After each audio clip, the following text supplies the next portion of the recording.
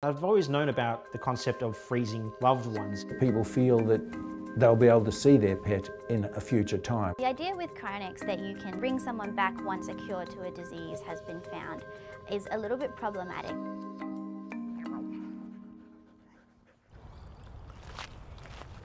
It's so ingrained in people's heads that a pet's life will come to an end and everybody has to go through it with it. Your pet's story doesn't have to end. Neren's a dog that was fairly special to me. As we did all sorts of things, from filming to exploring different states, going to the cities, Neren was at my side. She was very much that sort of rock where I could just relax around her, sort of thing. A lot of people probably say that about partners. Sashi.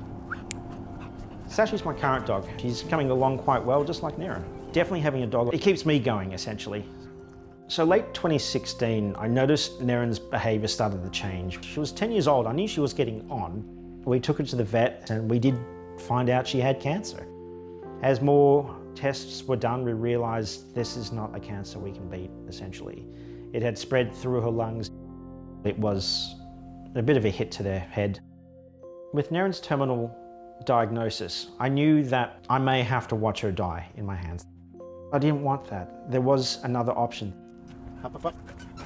I've always known about the concept of freezing loved ones with the chance of them possibly being revived in the distant future. There were institutes in America where they will take your pet and they will freeze it. So our last trip together became an adventure across to America. And that's our final picture together. Good girl there. That's where we had to make the call that we all don't like doing as pet owners, but we had everybody ready from the institute, so make the call. Good girl. Hold her as her last breath comes out of her. I remember lifting up Neren and helping her into the icebox and seeing the lid close. And then I watched her get whisked away to the Cryonics Institute where they will do their thing. They will get her frozen.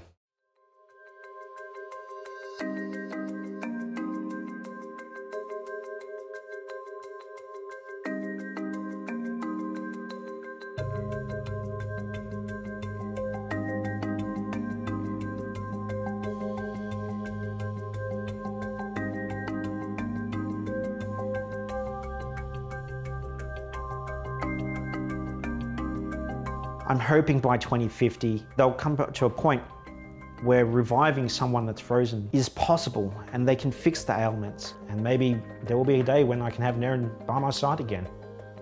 It was around $20,000 US to have Neren's entire body frozen. Financially, it slowed me down for a few years and I missed out on opportunities. I was happy to pay this for Neren and I don't regret it now. I've got no income.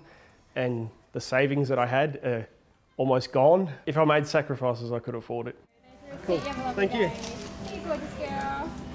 Cairo is my German Shepherd. I've had her for 12 years. She's my best friend. I've described her as a pseudo-therapy dog. We were in the Black Saturday bushfires in 2009. I was in a rough spot when I got her, and she was the thing that got me out of bed. Sarcoidosis is an autoimmune problem. For a lot of people, it's only in their lungs, but it's in a lot of places for me. Cairo's been with me through a lot of it. I really don't know what I'd do without her. Now look that bit, all right. This whole idea of everything coming crashing back and feeling really horrible after she's gone. And I heard about people having animals preserved. So I've seriously considered it as far as emailing the director of the Australian cryogenics place.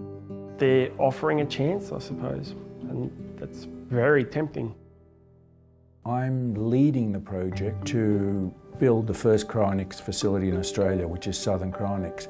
I was interested in cryonics in the late 60s. I thought it was a great idea. I'm thinking to myself, I'll just hang on till I'm a lot older. You'll be able just to go down the road to the corner shop and be able to join up.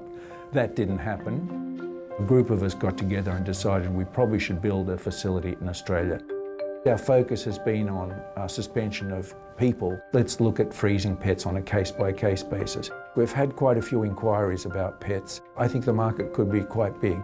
For a human with Southern Cryonics, it'll cost $150,000. A cat is about 5 to 6 kilos. It's roughly $10,000. If it was a big dog, as big as a human, it would almost cost the size of a human. Pets are part of the family, and I think people feel it's an easy thing to do for a lifelong, inverted commas, family member. I never like to say never, but the truth is that right now we don't have the technology, and with our current understanding of physics, I don't think that it's possible. We don't have the technology to store complex systems. We can't store tissues, we can't store organs, and we certainly can't store whole organisms at the moment.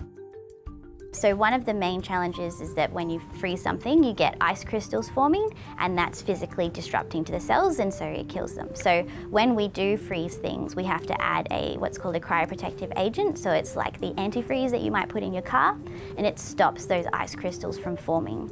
But the trouble is that this cryoprotective agent that we currently use is actually quite toxic. The idea with cryonics that you can sort of bring someone back once a cure to a disease has been found is a little bit problematic. So if someone dies from an infection, it's no good then giving them the antibiotics. It's sort of applying a cure too late. A lot of scientists believe that it's possible. A lot of other scientists don't believe that it's possible. We're looking at this as early stages. Look forward 200 years from where we are at the moment. I don't think anybody that gives their money for something ever has a real guarantee. It was a better than zero chance, and that's all I needed. I understood the risk, that this may not go anywhere, but it was better than putting her in a hole in the ground. On the day that we unfreeze Nerin, I want to do that trip again with her, but in reverse.